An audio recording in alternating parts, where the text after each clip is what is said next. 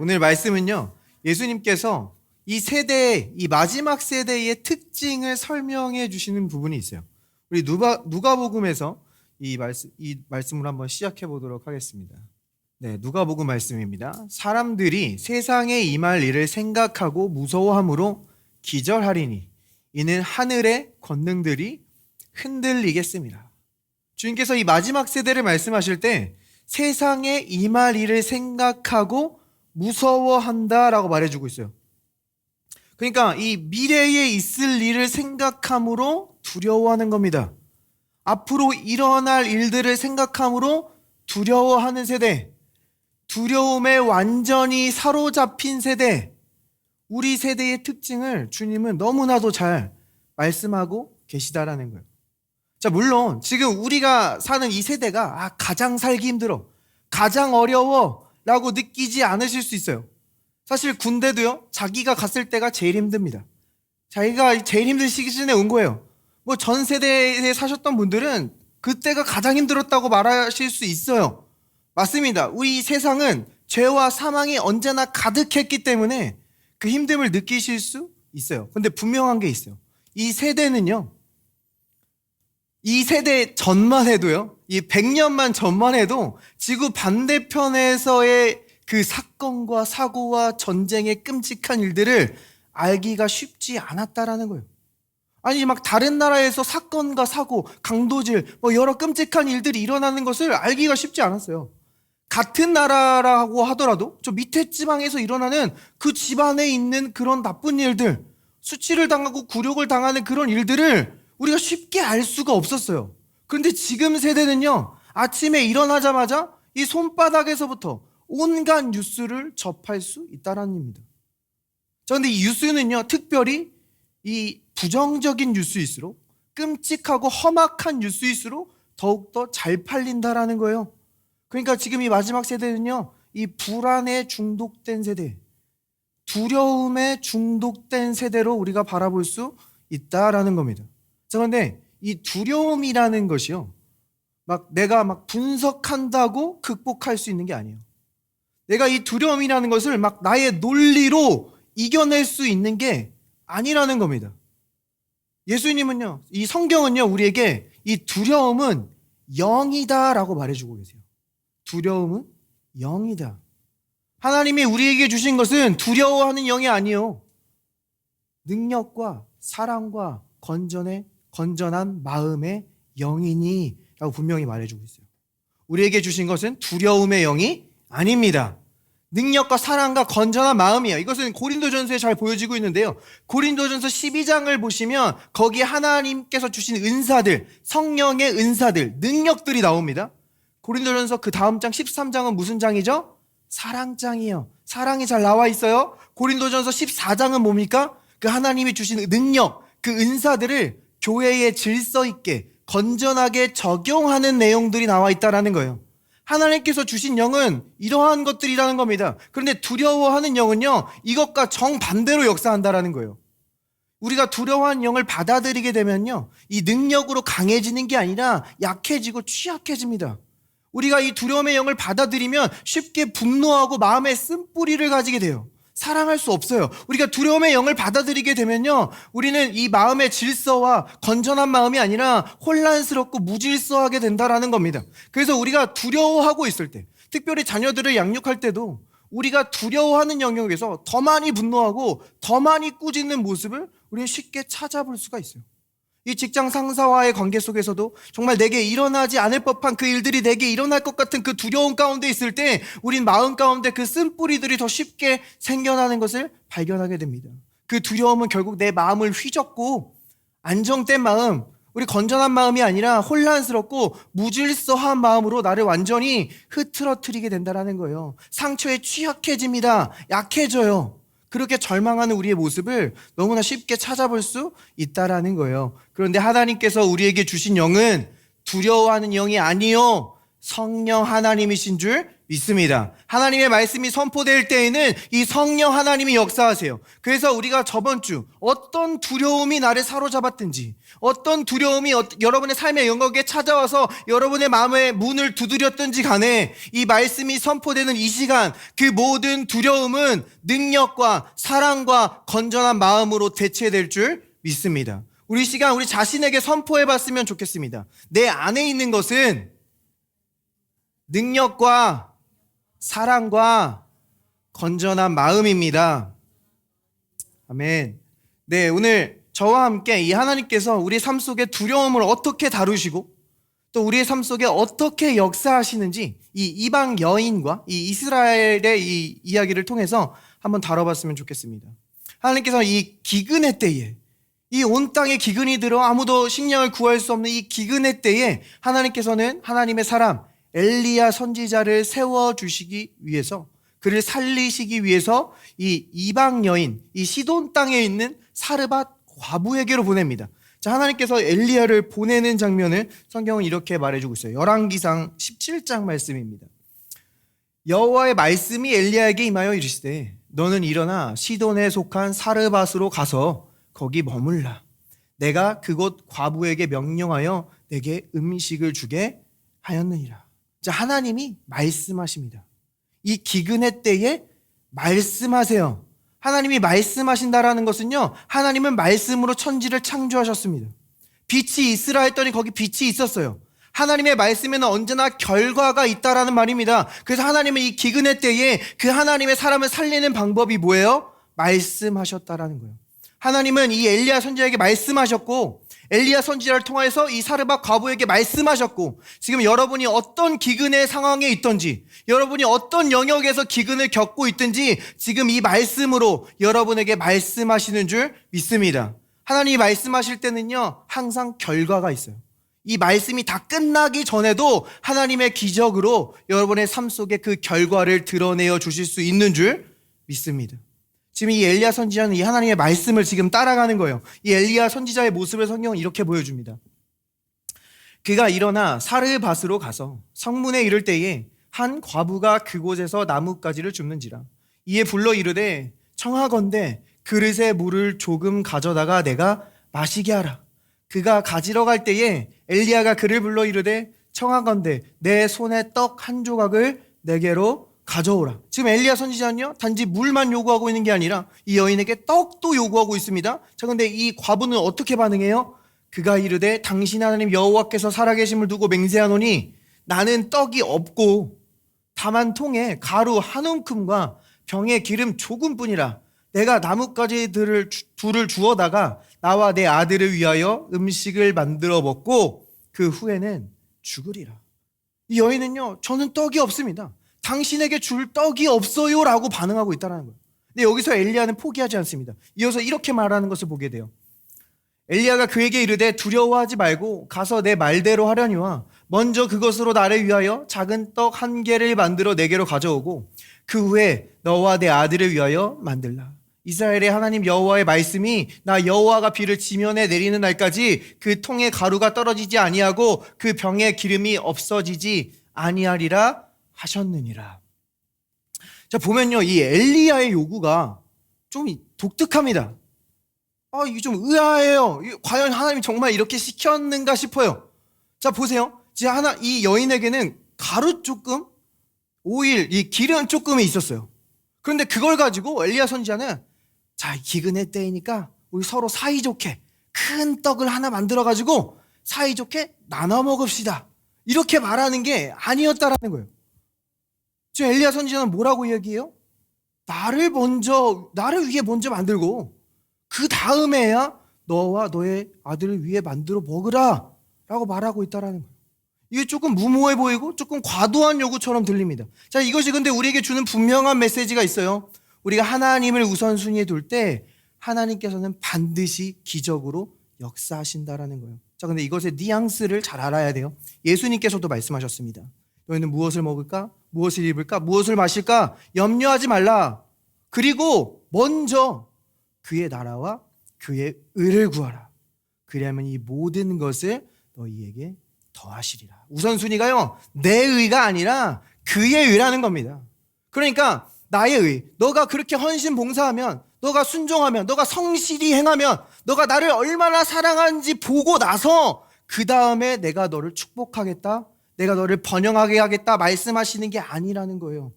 그의 의입니다. 예수님께서 우리를 얼마나 사랑하셨는지, 그분께서 얼마나 죽기까지 순종하셨는지, 그분께서 우리를 의롭게 하시기 위해서 얼마나 헌신하셨는지, 그분의 사랑, 그분의 헌신, 그분의 순종을 우리의 삶의 우선순위에 둘 때, 그러므로 말미암아 우리는 사랑받는 자가 되었고 의로운 자라는 사실을 먼저 알 때에 하나님께서는 기적으로 역사하시겠다 우리에게 말씀하고 있는 줄 믿습니다. 예수님께서는요, 이 말씀을 누가복음 4장에서 직접 인용하셨어요. 이 유대인들, 이 율법을 가지고 있고 목이 곧아서 자기의 율법 지킴으로 의로워질 수 있다고 믿는 그 유대인들을 향해서, 야, 그 엘리야 시대 때도 이 3년 동안 큰 기근이 있었어. 그때 이스라엘에도 많은 과부들이 힘들어했단다. 그런데 율법을 가지고 있는 너희가 아니라 너희가 부정하게 여기는 저 시돈 땅의 이 여인에게 하나님의 초자연적인 공급이 임했다 말씀해 주셨어요. 이스라엘 땅에도요, 많은 나병 환자가 있었거든요. 그런데 하나님의 초자연적인 치유는 너희가 죄인이라고 여기는 저 나아만 장군에게 임했다 말해주고 있는 거예요. 그러니까 예수님의 말씀은요, 하나님의 초자연적인 공급과 치유는 율법이 아니라 오직 은혜를 통해서 임함을 분명히 말씀하고 계신 줄 믿습니다. 이 은혜는요, 이 은혜가 임하자 이 사르밧 과부에게 어떠한 일이 일어납니까?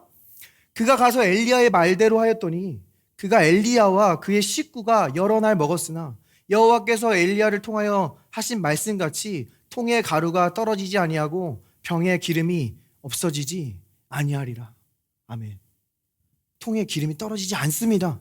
은혜는 늘 충분하다라는 거예요. 부족하게 딱 맞게 임하는 게 아니라 언제나 넘치게 임한다라는 겁니다. 이 넘치는 은혜는요, 말 그대로 은혜예요. 성경에서 말하는 은혜는 자격 없는 자에게 주어지는 값없는 호의라는 겁니다. 그러니까 여러분이 지금 은혜 받을 만한 자격이 없다고 느껴진다면, 여러분이 여러분의 삶에 대한 해결책과 돌파구가 내 손에 있지 않다고 느껴진다면, 여러분이 다음 주를 살아갈 때에 이 한 주를 내 힘으로 어떻게 살아가지라고 느껴진다면 여러분은 예수 그리스도를 통해 이 넘치는 은혜를 받을 수 있는 줄 믿습니다. 자, 이 여인도요, 지금 상황이 막 온전한 상황이 아니었어요. 여인이 막 성실하고 사랑이 충만하고 믿음이 충만하고 이런 상황이 아니었다라는 겁니다. 이 여인의 이 엘리야가 왔을 때 이 여인 뭐라고 반응했어요? 자, 아까 다시 말씀으로 돌아가 보면요, 나는 떡이 없고 다만 통에 가루 한 움큼과 병에 기름 조금뿐이라 내가 나뭇가지 둘을 주워다가 나와 내 아들을 위하여 음식을 만들어 먹고 그 후에는 죽으리라. 이 여인은 말하는 거예요. 나는 이제 먹고 죽을 겁니다. 이제 나는 끝이에요. 더 이상 가망성이 없어요. 이게 내 마지막 식사입니다. 내 마지막 길을 방해하지 마세요. 나는 완전히 끝났습니다 라고 지금 이 엘리야 선지자에게 말하고 있었다라는 거예요. 근데 이 엘리야 선지자는 지금 뭐라고 반응해요? 두려워하지 말고, 두려워하지 말고. 이 여인은 지금 두려움에 휩싸여 있었다라는 겁니다. 자, 두려움은요, 언제나 거짓말쟁이에요. 우리에게 최악을 생각하게 하고 그것이 사실인 것처럼 말하게 한다라는 겁니다. 근데 이 여인은 몰랐어요. 자신의 미래를 몰랐습니다. 나는 먹고 죽을 거예요. 이것이 이제 마지막 식사예요. 저희는 죽게 될 겁니다. 그냥 단지 자신의 두려움에서 비롯된 선언이었다라는 거예요. 이 과부는 알지 못했어요. 하나님께서 하늘문을 여시고 내일 비를 내리실지 몰랐습니다. 하나님께서 사람을 보내서 음식을 공급해 주실지 몰랐어요. 하나님께서 엘리야 선지자를 통해 말씀하심으로 초자연적인 공급이 임할 줄 몰랐다는 겁니다. 사단도 몰라요. 마귀도 여러분의 미래를 모릅니다. 그는 전지전능하지 않아요. 여러분의 미래를 추측할 뿐이요, 단지 자신의 악한 계획을 여러분에게 말할 뿐입니다. 나의 넘어짐과 오늘의 쓰러짐을 보고 너는 이제 망했다, 가망성이 없다고 우리를 설득하려고 할 뿐이라는 겁니다. 우리도요, 몰라요. 내가 봤을 땐 와, 이거 가망성 없는데? 내가 봤을 땐 이거 도저히 돌파구가 없는데? 내가 봤을 땐 지금 내가 해볼 수 있는 거 다 해봤는데? 그러나 나는 모른다는 겁니다. 그런데 성경은 말해요. 하나님은 아신다. 처음과 끝을 창조하신 하나님은 아신다라는 거예요. 에레미야 선지자를 통해 우리에게 분명히 말씀하셨습니다. 너를 향한 나의 생각을 내가 아나니. 여기서 이 생각은요, 히브리어로 하나님의 놀라운 계획과 경영하심을 말하는 거예요. 그러니까 여기서 말하는 것은요, 너희를 향한 나의 계획을 내가 안다라는 겁니다. 하나님의 계획은 뭐예요? 하나님의 계획은 뭡니까? 재앙이 아니요 평안이라. 너희에게 미래와 희망을 주는 것이니라. 하나님께서는요, 사도행전에서 성령을 부어주시면서 말씀하셨어요. 내가 모든 육체에게 나의 영을 부어주니 너희 자녀들은 예언할 것이요 젊은이들은 환상을 보고 늙은이들은 꿈을 꾸리라. 이 말씀이 뭐예요? 내가 너희 자녀들을 향한 계획도 있다. 내가 너희 가정을 향한 계획도 있다. 내가 너희 부모들을 향한 계획도 있다. 내가 너희 인생의 후반부를 향한 계획도 있다. 하나님께서 너희를 향한 계획이 있으시대요. 그 계획이 뭐라고요? 재앙이 아니요 평안이라. 하나님께서 내 계획을 안다라고 말씀하실 때는요, 단지 지금 추측하고 있는 게 아닙니다. 그렇게 되길 바라고 있는 게 아니에요. 하나님은 미래를 아세요. 미래로부터 시작하는 거예요. 하나님은 미래에 그것이 이루어진 것을 보시고 지금 우리에게 말씀하고 계신 줄 믿습니다. 그러므로 여러분이 지금 어려운 시즌을 지나가고 있을 수 있어요. 그러나 그것이 끝이 아니라는 겁니다. 그것이 우리 인생의 어떤 한 챕터일 수는 있지만 그것이 우리 인생의 마지막 챕터가 아니라는 거예요. 하나님께서는 그 짧은 서사를 하나님의 놀라운 구원의 계획을 드러나는 이야기로 사용해 주실 줄 믿습니다. 그러므로 우리의 미래에 대한 어떤 모든 부정적인 감정들, 우리의 미래에 대한 두려움들은요, 여러분의 것이 아닙니다. 원수로부터 왔다라는 거예요. 여러분의 마음에 합당한 것이 아니라는 겁니다. 그것은 여러분이 하나님의 유업과 기업을 차지하는 것을 방해하려는 원수의 계획이라는 거예요. 하나님께서 이스라엘 백성들에게 가나안 땅을 유업으로 주셨어요. 기업으로 주셨습니다.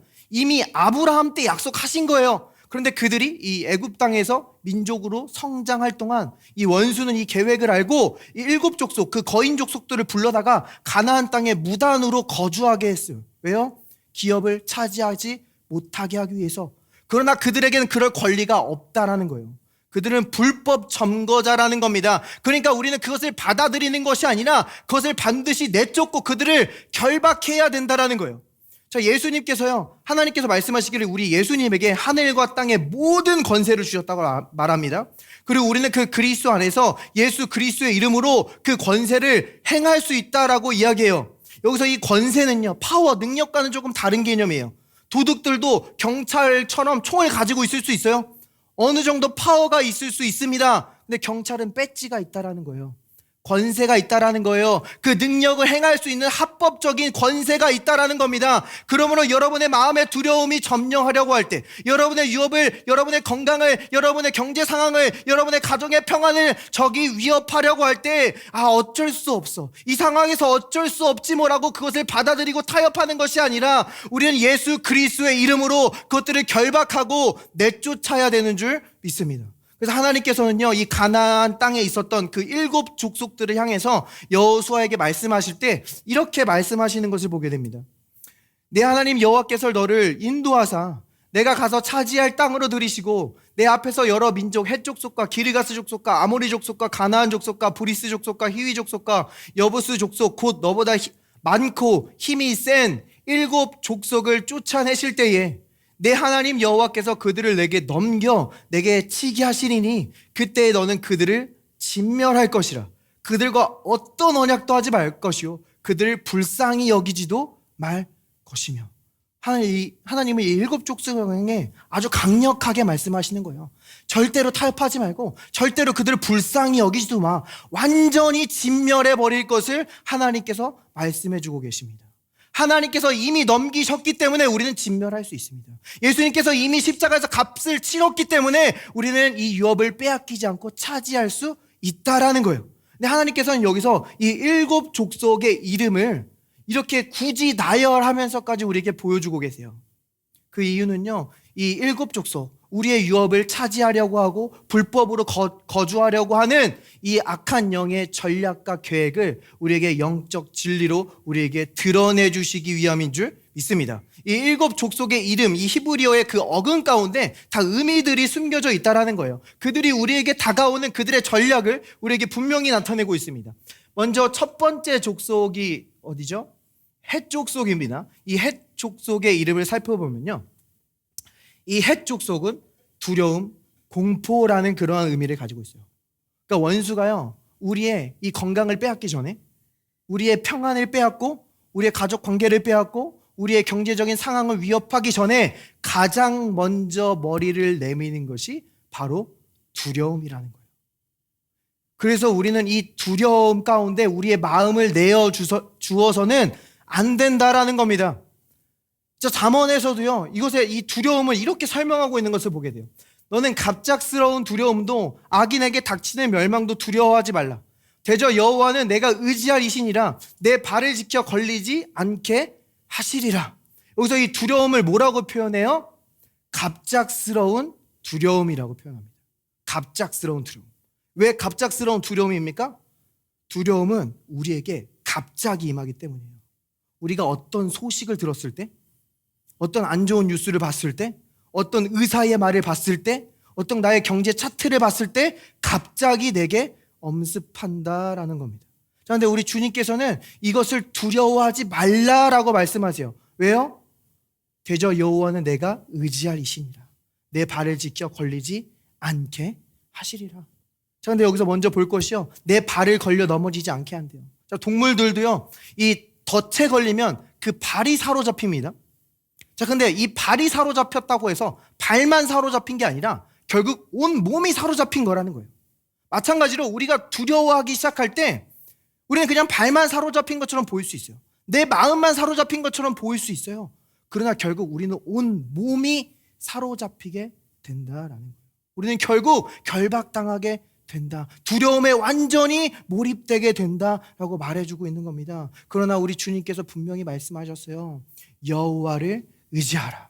우리 구원하시는 야훼 예수 그리스도를 의지하라. 그리하면 하나님의 평강이 예수 그리스도 안에서 우리의 마음과 생각을 지키실 줄 믿습니다. 원수는요, 가장 처음 우리에게 두려움으로 다가온다라는 거예요. 자, 그럼 이어서 두 번째 족속의 이름을 볼게요. 두 번째 족속은 기르가스 족속입니다. 이 기르가스 족속의 의미는요, 점토 같은 토양에 사는 자라는 그런 의미를 가지고 있어요. 자, 이게 어떤 의미입니까? 이 점토 같은 토양은요, 흔들리기 쉬워요. 금방 무너집니다. 말 그대로 이 단단한 반석이 아니라 우리가 집을 지어도 무너지기 쉽고 흔들리기 쉬운, 그 흔들리기 쉬운 기초 위에 사는 자라는 의미예요. 자, 근데 이 순서가 중요해요. 자, 여기서 이 순서 가운데도 의미가 있습니다. 우리가 이 두려움을 받아들이면 우리는 이리저리 갈팡질팡 갈대처럼 흔들리는, 그런 흔들리는 기초 위에 살게 되는 것을 우리에게 말해주고 있다는 거예요. 이것은 두려움의 결과라는 겁니다. 자, 그러면 예수님의 십자가의 결과는 무엇입니까? 이사야 53장은 예수님의 고난, 예수님의 희생을 우리에게 예언하는 장이에요. 그 예수님의 희생 바로 다음에 예수님의 그 십자가 완성하신 일로 말미암아 나타나는 결과를 이사야 54장은 우리에게 보여주거든요. 그 십자가의 결과를 성경 우리에게 이렇게 얘기합니다. 너 공고하며 광풍에 요동하여 안위를 받지 못한 자여. 보면요, 지금 광풍에 휘둘리는, 바람에 이리저리 휘둘리고 그 단단한 반석이 아니라 흔들리는 기초 위에서 흔들리는 자를 향해서 지금 주님께서 말씀해주고 있는 거예요. 뭐라고 말씀하십니까? 보라, 내가 화려한 채색으로 내 돌 사이에 더하며 청옥으로 내 기초를 쌓으며. 여기서 이 청옥은 영어로 사파이어입니다. 이 사파이어는 실제적으로 돌보다 경도가 훨씬 강해요. 그러니까 하나님께서는 지금 우리의 반석을 흔들리는 기초가 아니라 단단한 반석으로 우리의 기초를 삼아주신다라는 거예요. 이 사파이어는요, 출애굽기에서 하나님의 발판으로 등장합니다. 요한계시록에서 저 하늘, 새하늘에 있는 그 성전의 기초돌로 등장하는 거예요. 그러니까 우리가 이리저리 요동하며 흔들리는 자가 아니라 주님의 임재 가운데 그 단단한 반석 위에 굳게 선자로 세워주시는 것이 예수 그리스도의 십자가의 결과라는 겁니다. 자, 이것을 뒤에서 더 분명하게 설명하고 있어요. 너는 의로 굳게 설 것이라. 내가 두려워하지 않기에 압제가 내게서 멀 것이며 그것이 내게 가까이 오지 않기에 공포로부터 멀어지리라. 자, 여기서 내가 두려워하지 않기에 압제가 내게서 멀 것이며, 이것이 무슨 의미입니까? 우리가 두려워하면 압제당하게 된다는 거예요. 우리가 두려워하면 어느새 사람들에게 눌리게 되고요, 이용당하게 되고요, 피해자로 살아가게 된다는 거예요. 우리가 두려워하면 우리는 어느덧 발이 사로잡히고 온몸이 사로잡히고 결국 완전히 압제당하게 된다는 겁니다. 그런데 예수 그리스도의 십자가 보혈로 우리에게 하시는 일이 뭐라고요? 우리는 의로 굳게 설 것이라. 나의 의가 아니라 예수님께서 주신 그 의, 예수님께서 우리를 의롭게 하기 위해서 우리에게 주신 그 온전한 사랑을 받아들이는 거예요. 그 온전한 사랑이 두려움을 내쫓는 겁니다. 내가 오늘 하루도 나의 의와 나의 지혜와 나의 명석함, 나의 계획, 나의 뛰어난 포트폴리오, 나의 뛰어난 계획으로 살아간다면 우리는 다음 주에 흔들릴 거예요. 우리는 내년에 압제당하고 있을 겁니다. 그런데 예수님이 주신 의는요, 여러분이 어떤 사망의 음침한 골짜기를 다니고 있을지라도, 여러분이 어떤 바닥을 치고 있을지라도 마귀가 빼앗을 수 없는 하나님의 선물인 줄 믿습니다. 예수 그리스도의 의에 붙들린 자를 사단은 흔들 수 없어요. 그 의에 붙들린 자의 유업을 빼앗을 수 없어요. 하나님께서 이 영적인 진리를 이 이름들을 통해서 지금 우리에게 드러내주고 계신 겁니다. 자, 이어서 이 세 번째, 네 번째, 다섯 번째 이름을 한번 찾아볼게요. 이 세 번째 이름은요, 이 아모리 족속은요, 말하는 자라는 의미입니다. 근데 이 말하는 자라는 이 의미가 이것만 보면 뭐 특별한 의미가 안 보일 수 있어요. 근데 이 시퀀스에도 의미가 있다라고 했죠. 많은 자 다음에 나오는 이 가나안 족속의 의미는요, 수치, 굴욕이라는 의미를 가지고 있어요. 그러니까 이 사단은 우리에게 다가와서 수치를 말하고 굴욕을 말한다라는 거예요. 그 우리에게 다가와서 우리에게 수치를 주고 굴욕을 말하면 그 결과가 어떻게 됩니까? 이 브리스 족속의 의미는요, 성벽이 없는 마을이란 뜻입니다. 자, 이 성경 시대 당시에 성벽이 없다라는 뜻은 무엇입니까? 굉장히 취약하다라는 거예요. 성벽은 여리고성처럼 두꺼우면 두꺼울수록 좋은 겁니다. 안정성이 있는 거예요. 성벽이 없으면 야생동물이나 적국의 피해에 너무나 쉽게 당할 수 있는 취약성을 나타낸다라는 거예요. 마찬가지로 원수는요, 우리에게 다가와 우리에게 수치를 말하고 굴욕을 말함으로 우리를 취약하게 만들어버린다라는 겁니다. 이것은요, 이 외부의 목소리와 내부의 목소리 동시에 들려올 수 있어요. 우리가 실수하고 잘못하면 에이, 너가 무슨 그리스도이냐? 우리가 잘못하고 쓰러지면 에이, 너를 통해 하나님이 어떻게 비전을 이루셔? 그 놀라운 비전이 너의 삶의 크기에 지금 합당하기나 해? 그거 그냥 꿈일 뿐이야. 우리에게 수치를 주고 굴욕을 준다라는 거예요. 자, 지금 이것은요, 하나님이 교훈하고 있는 게 아닙니다. 우리가 만약에 헌금 생활을 못하고 있어요, 그럼 너는 하나님의 것을 도둑질하였느니라. 이것은요, 이 하나님과 교회의 역할이 아니라는 거예요. 아니, 헌금은 하나님께서 내게 공급하신다라는 그 계시로부터 나오고 하나님께서 내게 공급하셨다라는 그 감사로부터 나오는 것이지 수치와 굴욕으로부터 나오는 것이 아닌 줄 믿습니다. 사단은 자꾸 우리의 과거의 어떤 굴욕된 상황들을 계속 기억하게 해요. 마치 우리의 앞으로의 앞날 가운데 그 굴욕이, 그 수치가 다시 찾아올 것처럼 우리를 두렵게 합니다. 자, 이것은요, 과거로부터 배우는 게 아니에요. 하나님은 이런 식으로 우리를 교훈하시지 않습니다. 하나님은 우리가 물론 잘못된 것에서 회개하기를 원하시고 우리가 교훈을 받기를 원하시지만 이것이 하나님의 방법이 아니라는 거예요. 마찬가지로 우리가 자녀들을 양육할 때도요, 수치와 굴욕의 방법이 아닙니다. 너 이거 잘못하면 너 사람들이 싫어할 거야? 너 이렇게 욕심부리고 이기적이면 너 사람들이 다 너를 떠나갈 거야? 자, 이게 사람들이 사실 사람들의 시선을 의식하게 하는 것은요, 사실 그 사람들의 시선이 이 아이에게 더 큰 압제로 돌아올 수 있다라는 거예요.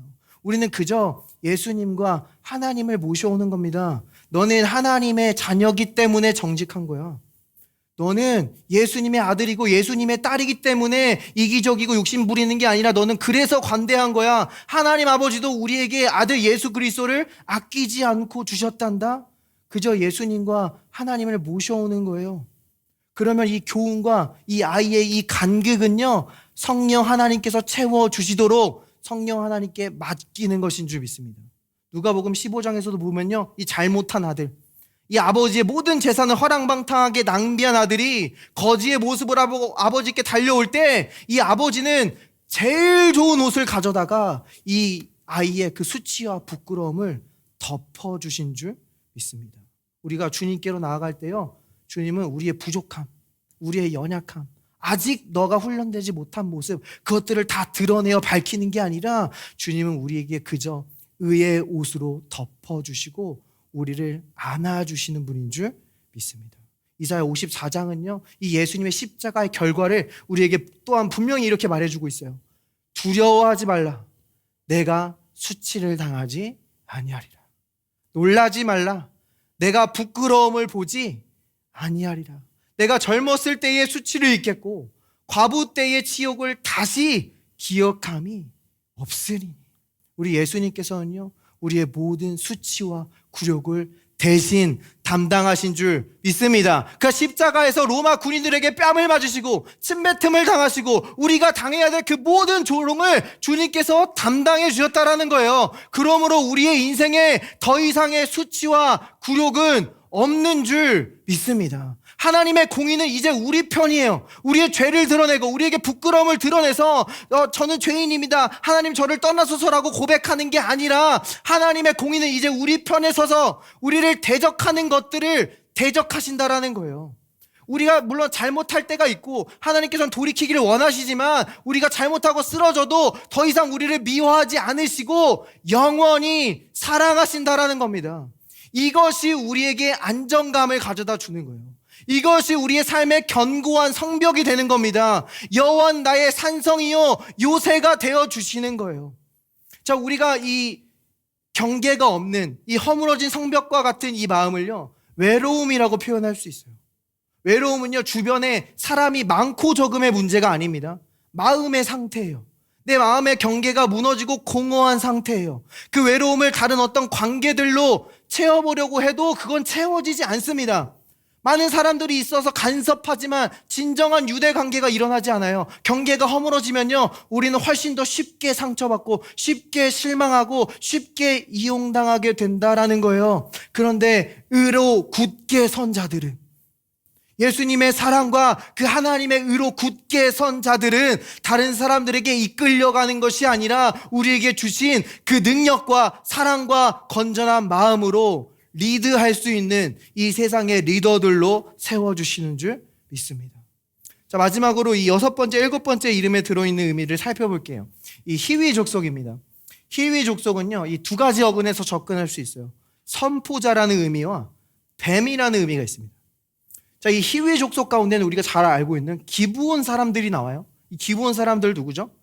이 마치 자신들이 가나안 원주민이 아닌 것처럼 여호수아가 가나안 땅을 정복할 때 정복당하기 싫어가지고 저기 멀리서 온 사람들처럼 자신들을 허름하게 꾸며가지고 교묘하게 뱀처럼 거짓을 여호수아에게 선포함으로 여호수아와 평화 동맹을 맺은 사람들이 바로 기브온 사람들입니다. 교묘하게 뱀처럼 거짓을 선포하는 자들이었다라는 거예요. 그리고 이 마지막으로 이 여부스 족속을 보면요, 여부스라는 그 의미는 짓밟다라는 그런 의미를 가지고 있습니다. 짓밟다. 이 여부스 족속은 마지막에 다윗 왕이 정복한 족속이죠.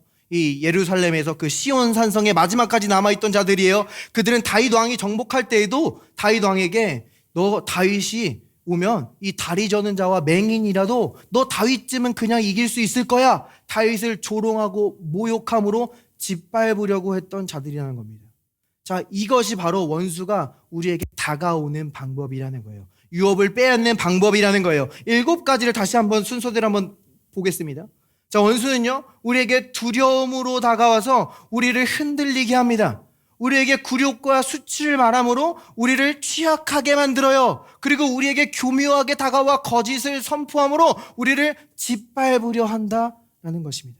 자, 그런데 이 모든 것은요, 지금 하나님께서 보여주시는 것이 이것이 하나님이 하시는 일이 아님을 우리에게 말해주고 있는 거예요. 이것은 원수가 우리의 유업을 빼앗을 때 하는 일이라는 겁니다. 우리가 하나님의 임재 앞에서, 말씀 앞에서 예배 가운데 느끼는 감정과 감각이 아니라는 거예요. 우리가 만약에 이 임재 앞에서 막 나의 죄를 들춰내고 수치와 부끄러움을 드러내고 내가 지킬 수 없는 그 율법으로 나를 짓밟고 있다면 그것은 하나님의 방법이 아니라는 겁니다. 우리 예수님은요, 한 번도 사람들을 무시하거나 짓밟은 적이 없으세요. 꺼져가는 등불 끄지 않으셨고요, 상한 갈대라도 꺾지 않으셨습니다. 언제나 세우는 일을 하셨어요. 말 그대로 세웠습니다. 이 귀신 들려서 거품 물고 쓰러져가는 소년을 일으켜 세웠고요. 죽어가는 야이로의 딸을 일으켜 세웠습니다. 그 성경시대에 남성 위주의 사회 속에서 여성들을 높여주시고 세워주신 분이 예수님이라는 거예요. 그것이 우리가 믿는 예수님이고 이것이 예수님께서 십자가에서 완성하신 사역이라는 겁니다. 자, 이러한 이해를 가지고 우리 다시 사르밧 과부의 이야기로 돌아와 볼게요. 이 사르밧 과부는요, 두려움에 사로잡혀 흔들리고 있었습니다. 마귀가 넌 이제 곧 죽을 거야, 넌 이제 가망이 없어 라고 말하는 그 거짓된 선포 가운데 완전히 짓밟혀 있었다라는 거예요. 자, 근데 사실은 무엇입니까? 진리는 뭐예요? 이것은 마귀가 이야기한 거고, 진리, 이 엘리야가 이 사르밧 과부에게 온 이유가 뭡니까? 성경 우리에게 이렇게 얘기해요. 여호와의 말씀이 엘리야에게 임하여 이르시되 너는 일어나 시돈에 속한 사르밧으로 가서 거기 머물라. 내가 그곳 과부에게 명령하여 내게 음식을 주게 하였느니라. 엘리야가 이곳에 온 이유가 뭐라고요? 하나님이 여인에게 명령하셨기 때문이래요. 자, 근데 우리가 생각했을 때 하나님이 명령했다 하면은 엘리야가 딱 왔을 때 사르밧 과부가 이렇게 딱 손 흔들고 있으면서 선지자님 여기입니다. 여기요. 하나님께서 저에게 다 이미 말씀하셨어요. 저에게 이미 이 기근의 때에 많은 식량을 공급해 주셨습니다. 지금 이 세상은 궁핍하고 먹을 것이 없지만 지금 하나님이 여기 다 준비해 두셔서 지금 이곳에서 우리는 잔치를 벌일 수 있습니다. 우리 여기서 하나님 나라의 잔치를 한번 벌여봅시다 라고 말할 것 같아요.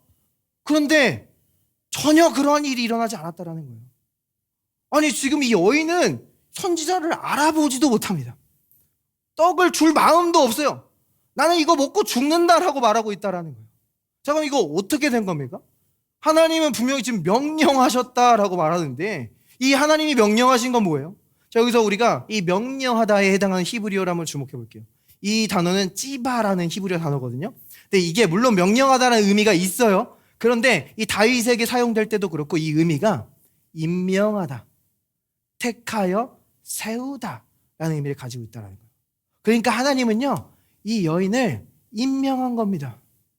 이 여인을 특별한 목적으로 기름 부었다라는 거예요. 이 여인은 다 알지 못할 수 있어요. 지금 나는 끝입니다, 절망입니다 말하고 있을지 모르겠지만 이 여인에게는 하나님의 기름 부으심이 있다라는 거예요. 여러분도요, 하나님께 고백할 수 있어요. 하나님, 저 이제 끝난 것 같은데요. 저 해볼 수 있는 거 다 해봤습니다. 지금 이 기근이 저를 이긴 것 같아요. 저는 여기까지인 것 같습니다 말하는 그 순간에도 여러분의 머리에는 기름 부으심이 있는 줄 믿습니다. 이 엘리야 선지자도요, 이 여인을 세우고 살릴 기름 부으심이 있었어요. 그런데 이 사르밧 과부에게도요, 이 기근의 때에 이 하나님의 사람을 살리는 기름 부으심이 있었다라는 거예요. 여러분이 지금 넘어져 있을 수 있어요. 그런데 여러분의 가정은 여러분의 기름 부으심이 필요한 줄 믿습니다. 여러분이 지금 절망하고 있을 수 있어요. 그러나 여러분의 자녀들은요, 기름 부음 받은 부모가 필요하다라는 거예요. 여러분의 친구, 여러분의 동료, 특별히 이 그리스도의 몸된 교회는 여러분의 기름 부으심이 필요하다라는 겁니다. 하나님, 저는 끝났어요. 이제 소망이 없어요 말할 수 있을지 모르겠지만 지금 여러분의 가정, 여러분의 친구, 여러분의 자녀, 여러분의 동료, 이 교회는 여러분의 기름 부으심이 사용되는 것을 기다리고 있는 줄 믿습니다. 많은 찬양 인도자들이 고백해요. 내가 도저히 찬양할 수 없는 그 순간에, 그렇지만 찬양했을 때 하나님의 최고의 기름 부으심을 경험했습니다. 많은 목회자들이 고백합니다. 내가 설교할 수 없는, 하나님의 말씀을 전할 수 없는 그러한 상황 가운데, 그렇지만 하나님의 말씀을 선포했을 때 최고의 말씀을 선포하게 하셨다라는 거예요. 이것이 하나님이 하시는 놀라운 일이라는 겁니다. 이 여인의 손에는요, 엘리야에게 떡을 공급할 수 있는 그 떡이 없었어요. 여인에게는요, 단순히 조금의 기름과 조금의 밀가루만 있었을 뿐입니다. 그런데 하나님께서는요, 이 여인을 통해서 이 기근의 때 가운데 끊임없이 그 가정과 하나님의 사람에게 떡을 공급하도록 사용하셨다라는 거예요. 여러분도 말할 수 있어요.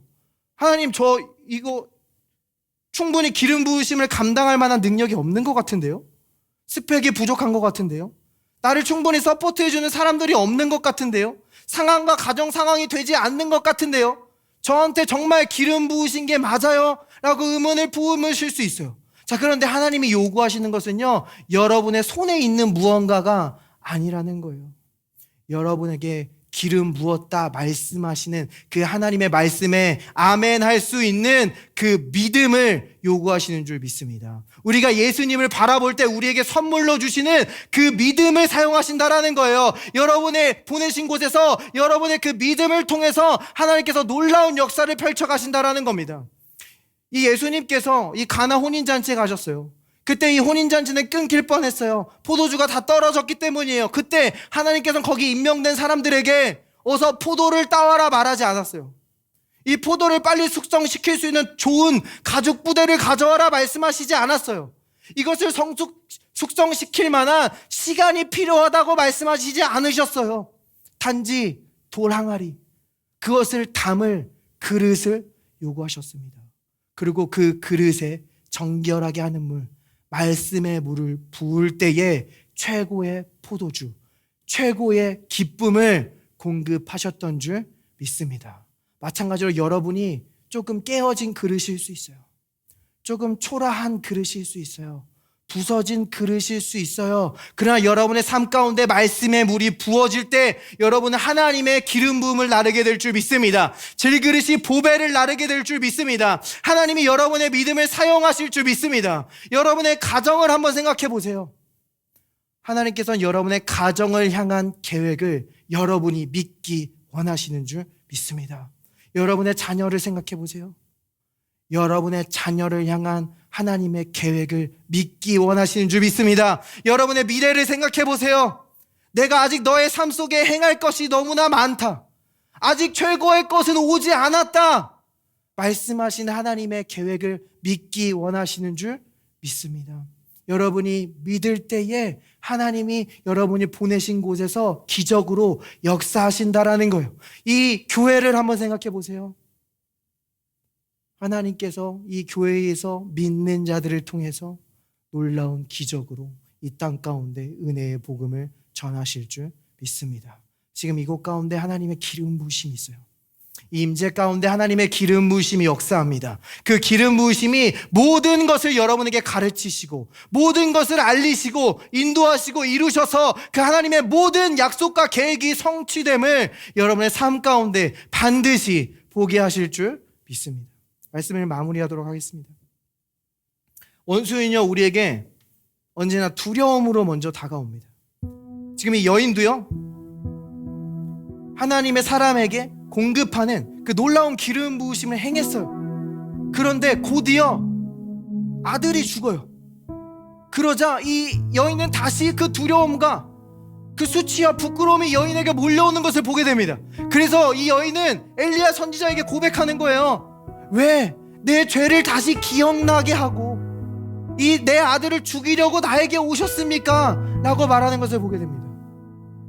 자, 우리가 어떤 환난, 어려운 일들을 만나게 되면요, 우리 육신의 자연적인 반응은 죄를 기억하게 한다는 거예요. 사단은요, 그것을 통해서 우리에게 두려움을 주고 수치를 주고 굴욕을 줘서 우리가 하나님의 유업을 차지하는 것을 막아보려고 한다는 거예요. 자, 근데 여러분은요, 여러분에게 몰려오는 그 두려움의 영을 어떻게 바라보십니까? 여러분이 감당할 수 없는 무시무시한 강력한 어떤 영적인 존재로 바라보십니까? 예수님은요, 성령이 충만하신 분이었어요. 그러니까 이 예수님의 모습 가운데 그 성령, 홀리 스피릿이 드러났다라는 거예요. 예수님이 드러내신 이 성령의 모습은 뭐였어요? 고치시고 살리시고 세우시고 부드럽지만 강력한 모습이셨어요. 그것이 성령의 모습입니다. 그런데 누가복음에서 18해 동안 구부러진 여인의 모습이 나와요. 그 여인은 단지 의학적인 증상을 넘어서 병약하게 하는 영에 사로잡혔다라고 이야기해요. 그러니까 이 병약하게 하는 영의 모습은 무엇입니까? 말 그대로 그 구부러진 모습이라는 거예요. 말 그대로 그 병 걸린 모습이에요. 그 허약한 모습입니다. 시름시름 앓고 있는 모습이 바로 그 병약하게 하는 영의 실체라는 거예요. 자, 그러면 이 두려움의 영은 무엇입니까? 여러분이 보는 그 두려워하는 사람, 벌벌 떨고 있는 사람, 바로 그 모습이 그 두려움의 영의 실체라는 거예요. 여러분이 무서워하거나 떨 수 있는 그런 강력한 존재가 아니라는 겁니다. 그래서 이사야 선지자는요, 최후의 날에 우리가 그 사단을 볼 때에 그를 비웃게 될 거라고 말하고 있어요. 너가 이 세상을 흔든 자였어? 너가 이 열국을 떨게 한 자였어? 말하게 된다라는 거예요. 우리는 그를 보면서, 아니 내가 너를 보고 무서워했다고? 아니 내가 너 때문에 두려워했다라고 말하게 된다라는 거예요. 그 우리 주님은 오셔서 분명히 말씀하실 거예요. 거봐, 내가 무서워하지 말랬잖아. 거봐, 내가 두려워하지 말랬잖아. 우리를 위로해 주실 겁니다. 우리는 분명한 그림을 봐야 돼요. 온전한 그림을 봐야 됩니다. 자, 이 여인은 이렇게 말했지만 엘리야 선지자는 우리에게 온전한 그림을 보여줍니다. 이 죽은 아이를 자신의 다락방으로 데리고 올라가요. 자신의 침상에 눕힙니다. 그리고 이 엘리야 선지자는 이 아이와 완전히 포개져서 누워요. 완전히 포개져서 누워요. 완전히 포개져서 누워요. 이걸 3번 했습니다. 이 포개져서 눕는 건 어떤 의미입니까? 이 기름 부음 받은 선지자가 이 아이의 죽음에 동일시되는 거예요. 아이덴티피케이션이에요. 완전히 동일시되는 겁니다. 이것은 우리에게 무엇을 보여주는 거예요? 우리의 기름 부음 받은 자, 우리의 메시아, 우리의 그리스도, 다 동일한 단어입니다. 그리스도, 메시아, 기름 부음 받은 자, 우리의 기름 부음 받은 자 예수 그리스도께서 우리의 죽음의 자리에서, 우리의 절망의 자리에서, 우리의 슬픔과 수치의 자리에서 완전히 동일시 되셔서 죽으시고 부활하신 예수 그리스도의 죽음과 부활을 우리에게 보여주신다라는 거예요. 주님께서 죽고 부활하심으로 우리의 끝은 더 이상 끝이 아닙니다. 예수님께서 죽고 부활하심으로 우리의 절망은 끝이 아니에요. 우리의 실패는 끝이 아니에요. 우리의 죽음도 더 이상 끝이 아니라는 겁니다. 예수님께서는 죽음으로, 죽음의 세력을 잠으자 곧 마귀를 멸하시고 곧 죽기를 무서워하여 평생 동안 종노릇하는 모든 자들을 놓아주려 하심이라. 주님께서는 죽고 부활하심으로써 우리의 그 궁극적인 두려움, 죽음에 대한 두려움까지도 완전히 삼켜버리신 줄 믿습니다. 그러므로 우리에는 더 이상 끝이 없어요. 영원한 생명이에요. 영원한 구원입니다. 영원한 소망이에요. 잠시 살아가는 사람들과 헤어질 수 있어요. 그러나 반드시 주님께서 다시 오십니다. 영원히 다스리십니다. 그러므로 우리는 더 이상 두려워하지 않아요. 우리 마음 가운데 있는 것은 오직 능력과 사랑과 건전한 마음뿐인 줄 믿습니다. 할렐루야. 이 좋은 예수님을 아직 영접하지 않으신 분이 있다면 저와 함께 기도해 볼게요. 예수님, 주님께서 나의 모든 죄를 지시고 십자가에서 죽으신 줄 믿습니다. 더 이상 수치는 없습니다. 굴욕은 없습니다. 사망은 없습니다. 감사합니다. 예수님의 이름으로 기도합니다. 모든 그레이스 하우스를 축복하며 기도합니다. 이 시간 성령의 기름 부음 가운데 모든 두려움의 영은 떠나갈지어다. 모든 병악하게 하는 영은 결박될지어다. 예수 그리스도의 이름으로 명하노니 모든 악한 영과 어둠의 영은 이 시간 떠나갈지어다. 오직 성령으로 역사하여 주시사 우리의 두려움을 몰아내시고 우리에게 능력과 사랑과 건전한 마음의 영으로 이번 한 주를 살게 하셔서 그 하나님의 놀라운 기적의 계획이 이루어져 가는 것들을 보고 간증하고 영광과 찬송 돌리는 한 주 될 수 있도록 주여 축복하여 주시옵소서. We prayed in Jesus' name. Amen. Praise the Lord.